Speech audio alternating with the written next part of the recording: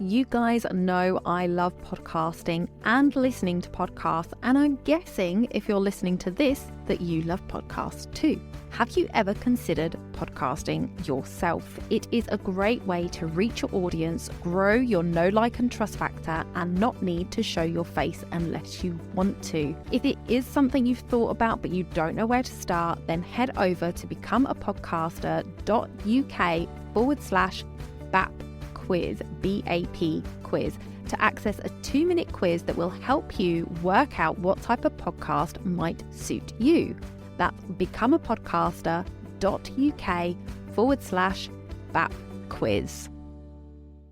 Over the last couple of weeks, we have been talking about your USP, your uniqueness. And in that, I've covered client communication.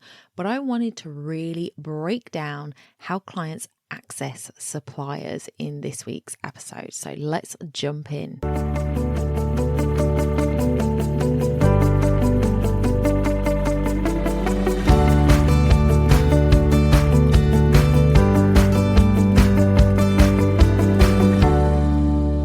Hi, welcome back to the podcast, everybody. My name is Donna. I am your host, and I am so happy to have you here today.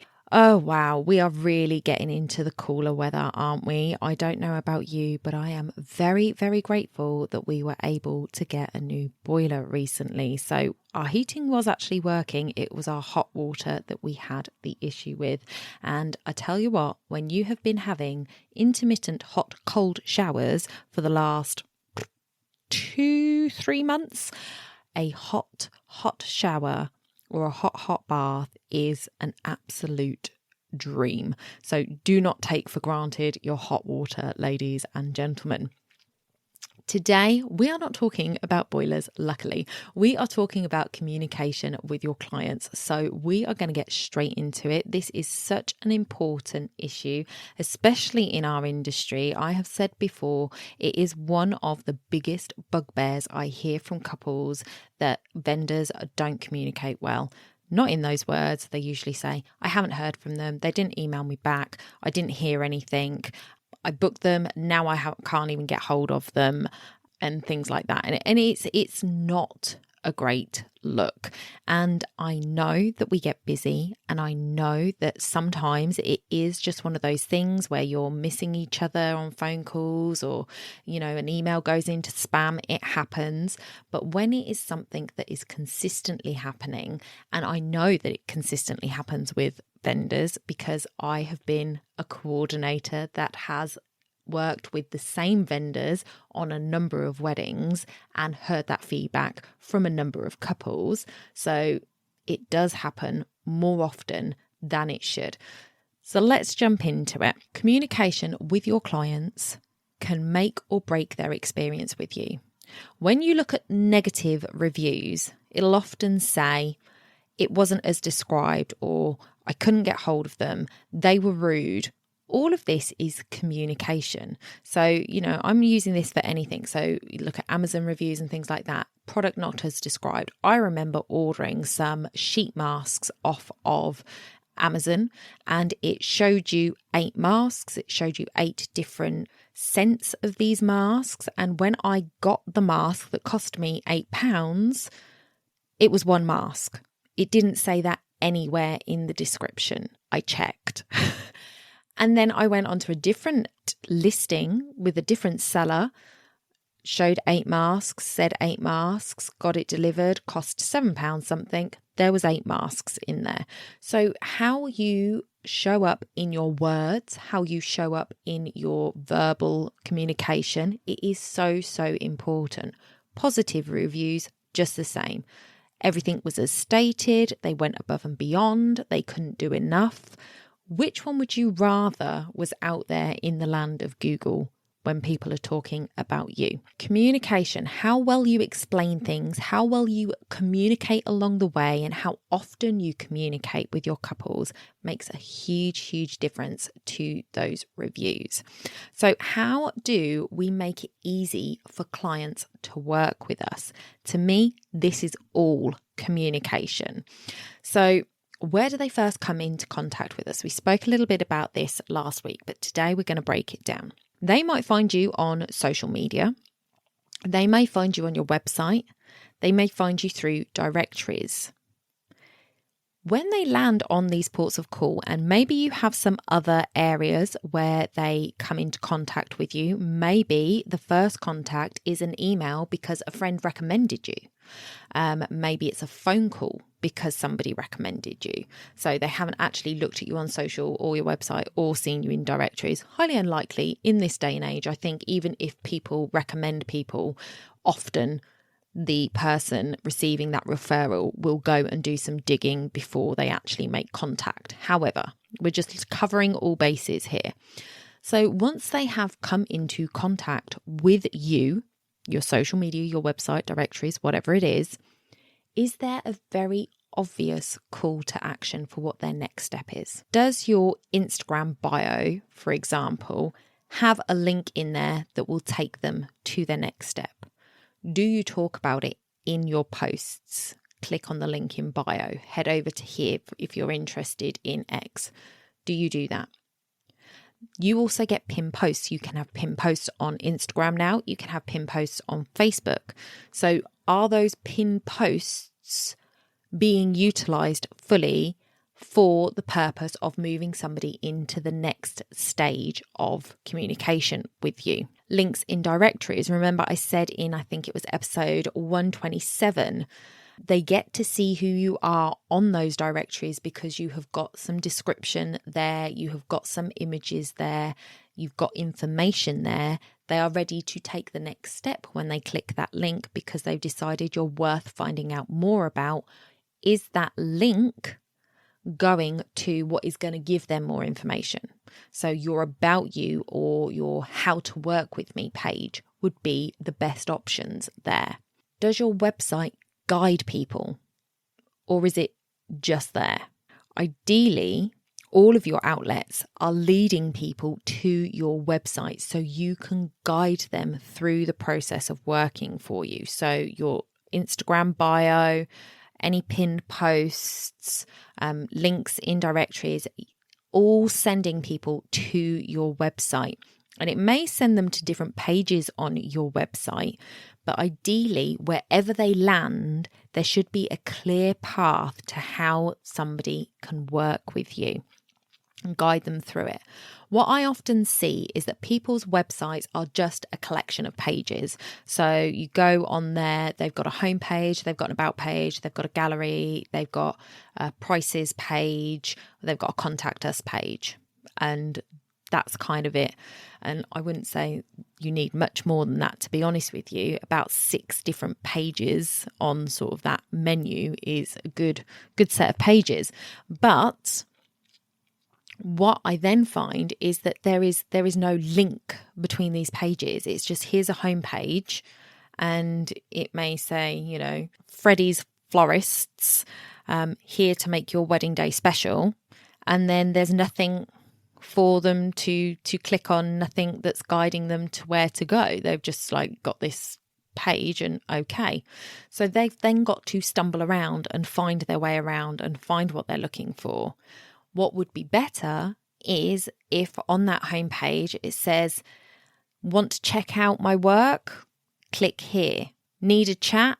Click here. So that they have got some very obvious steps to take. You guide them through. So they've gone, okay, yeah, I want to see your work. I want to see what it is that you do. So they go through to your gallery. That's your first step. But a lot of people on their galleries, it's just pictures. It's just pictures. Nothing else on there, just the photographs. What are people supposed to do next? There's nothing guiding them. Having buttons at the bottom that say, hey, want to find out more about working with us or want to find out more about me? Click here. So they have got something to click on to move to the next step. So you're literally taking them step by step and guiding them through. So they go to your How to Work With Me. At the bottom of that page, does it say, want to check out more of my work? Click here for my gallery. Want to call? Click here. On each page, there should be something that guides them to where they should go next. And that is going to make it an easier, smoother experience for them, because they're not going to be getting frustrated trying to find what they're looking for. You're going to guide them through what they need to know and how they need to know it in that order. And that would be my suggestion for your website, is to take a look at it. Is there very obvious calls to actions on each page of what the next step is that they should take once they have seen that page? Another thing that I think a lot of suppliers would benefit from is using a booking system. Now, I've heard people turn around and say, oh, I just like to have a chat with my couples and we work out dates like that. That's great, but it is clunky. It can be frustrating. And if it's done over email, it can take so long, it's ridiculous. You know, if you have been listening for a while, that I am a great big fan of Calendly. I use it in my business to book podcast recordings, to book networking meetings, etc. It is really useful. There are others like Acuity, and there are other systems that you can use that have a lot more bells and whistles. I'll come to that a little bit later. But if you can use a booking system so that people from your website can just book a call with you, then that is going to put you above and beyond other suppliers that don't have that just have email me or call me. Maybe they're not ready to talk to you quite yet. Maybe they want to book a call, but then they want to talk to their other half about the vendors that they're looking at and the suppliers and talk them through it before they have that phone call. So having a booking system where they can book a call or a Zoom with you is useful. You can schedule then specific times in the week where you will take those calls, which will help you with your productivity and your work, because it's going to stop people just randomly ringing you. They're going to book a time, you're going to know when that time is, and you're going to specify when those times can be. So for example, you can put in a schedule that says that you will take calls on Tuesday and Wednesday evenings 6 till 8 and Friday mornings 9 to 12, and they can be 15-minute slots. So maybe it is have a 15-minute quick call with me to see if we're a match, or a 30-minute call, whatever it is that you want to offer. Just do that for that initial call, just to see. And the great thing about that is that you then know when those calls are coming in, and you can work all your other work around them. And if there aren't calls to be taken in there, you can utilize that time in a different way. However, those people have then got 3 options. You don't have to go back and forth with them. They can literally say, okay, this is the availability. When can I put myself in there? And they can book a time that suits them from the times you have available. And there's no back and forth. I can't stress enough how much time that saves. You can have it that times can't be booked so many hours before a meeting. So with Calendly, you can have it set. You can sort of say, that the deadline to book times is 4 hours before the time is there. So for example, if you wake up on a Wednesday and you have appointments for 6 till 8, you know that at 2 o'clock in the afternoon, if somebody hasn't booked in, that time's going to be free, so you can do that. I like to do 24 hours because I like to know what's coming the next day before I sign off for the day. So you can do it that nobody can book in within the 24 hours before the appointment time. So all bookings are going to happen 24 hours plus before the appointment. So you can look on Tuesday night and see who's going to be booked in on Wednesday night and know exactly how many calls you've got, exactly who they are, etc. So that is a really useful functionality. They can easily see the times and book what is convenient to them, like I said, but you can also have a questionnaire attached to these bookings.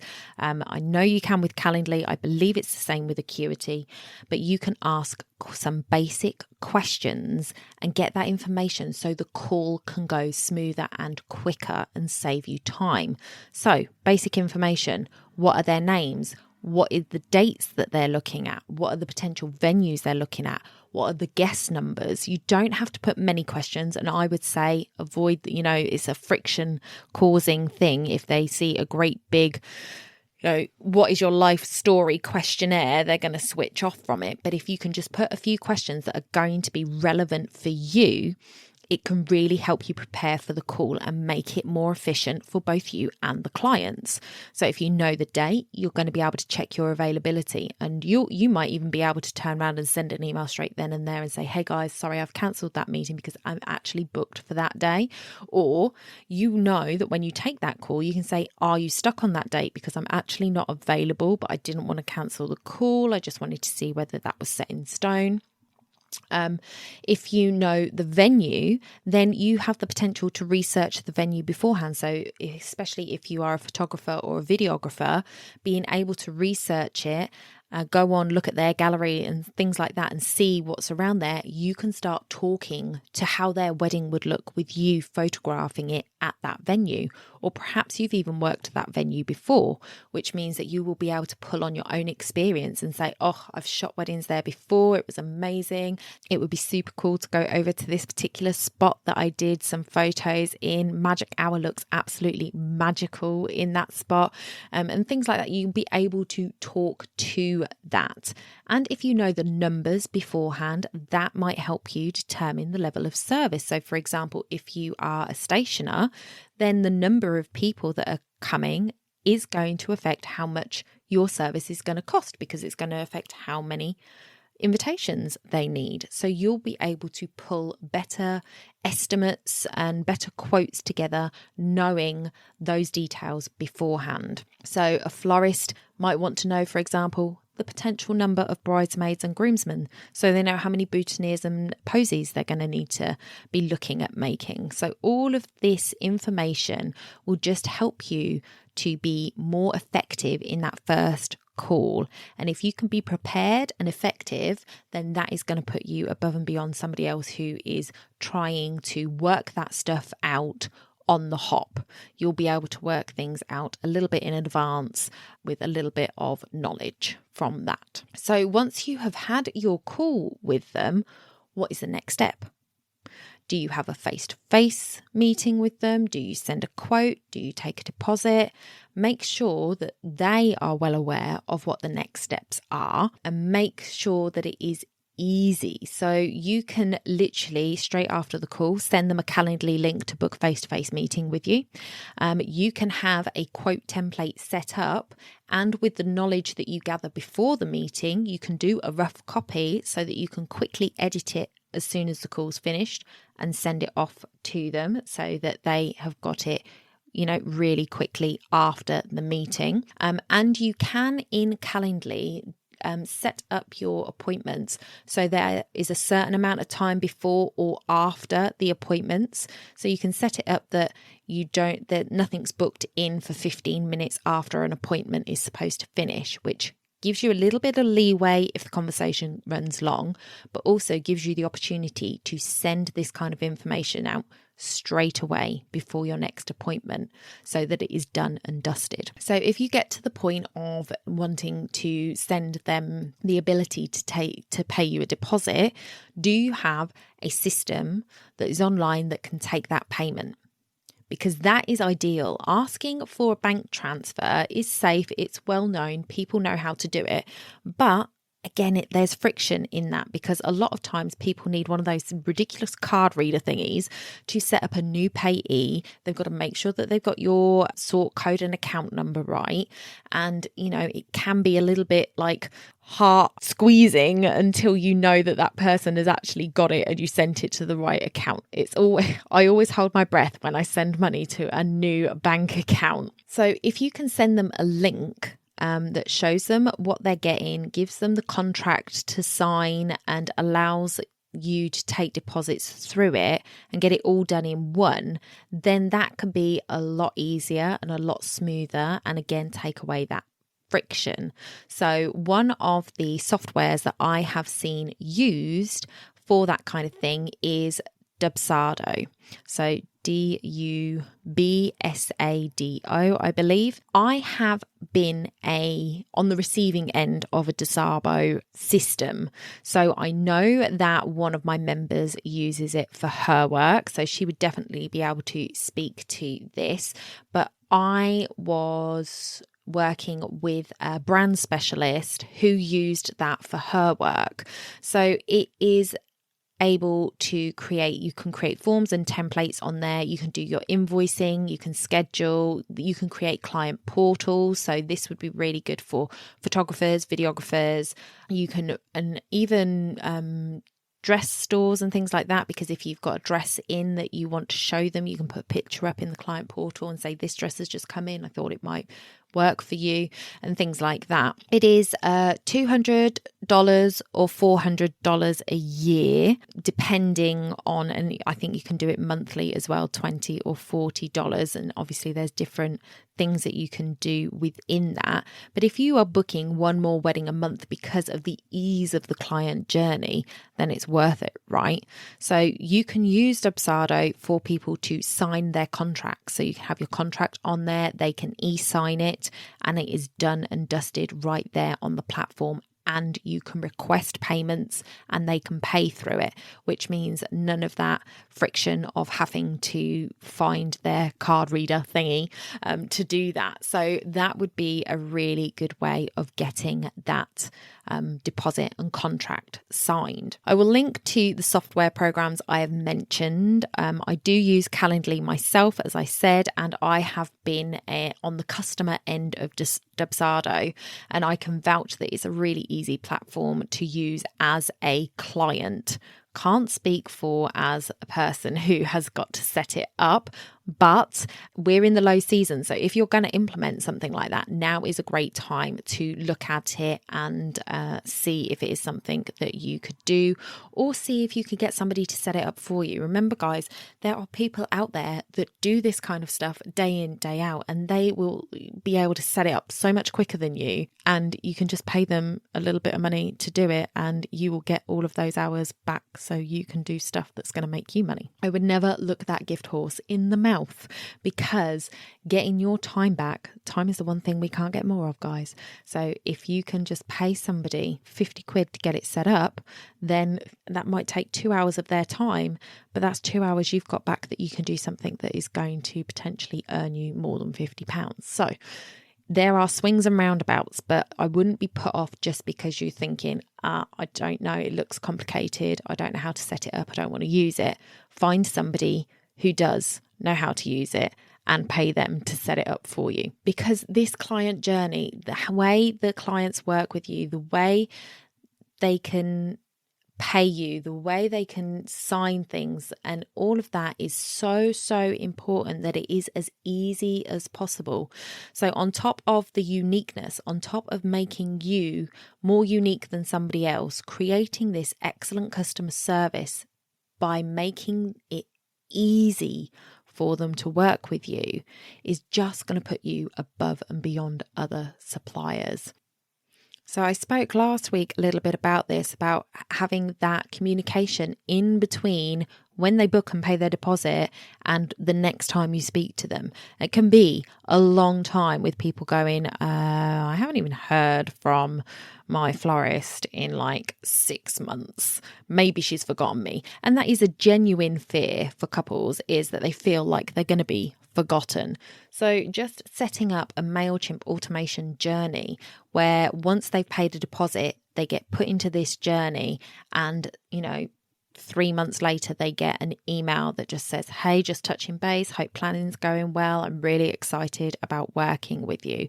And then another one that goes 3 months later and just says, hey, just checking in, we're getting closer to the time now, I'll be reaching out soon to book our next appointment, so that they know that you still know they exist. And that will make it easy for you. It doesn't put any more time on you because it is a journey. So once somebody's paid their deposit, you just tag them paid deposit.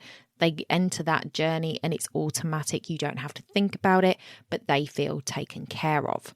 And the last thing that I would say is something that I was taught when I was learning, and something that has stuck with me, and that is treat every client like they are your only client.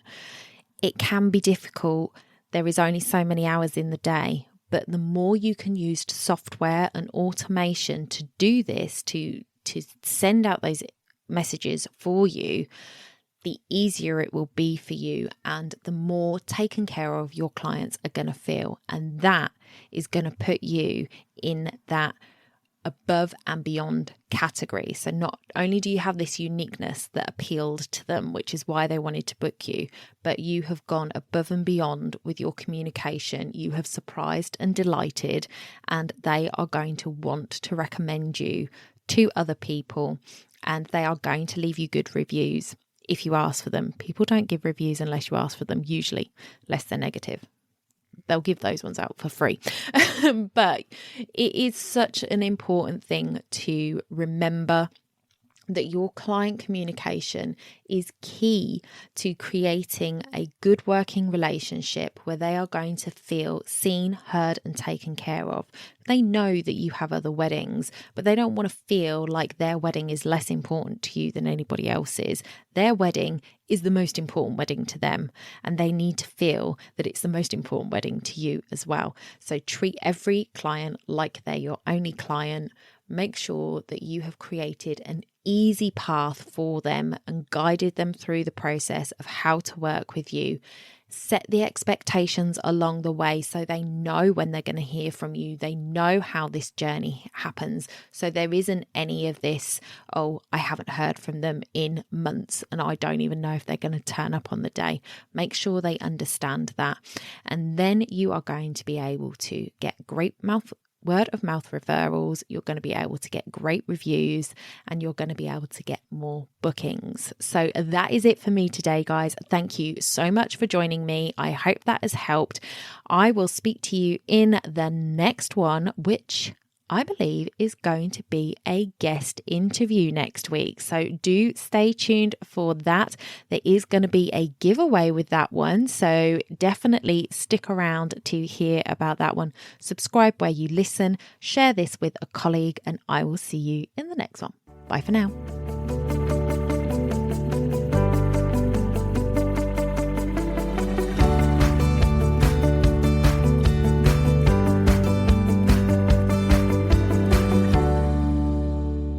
Don't forget to hit those stars and leave a review of the podcast where you listen if you found value in what you heard today. It's a free way you can help the podcast reach more people just like you.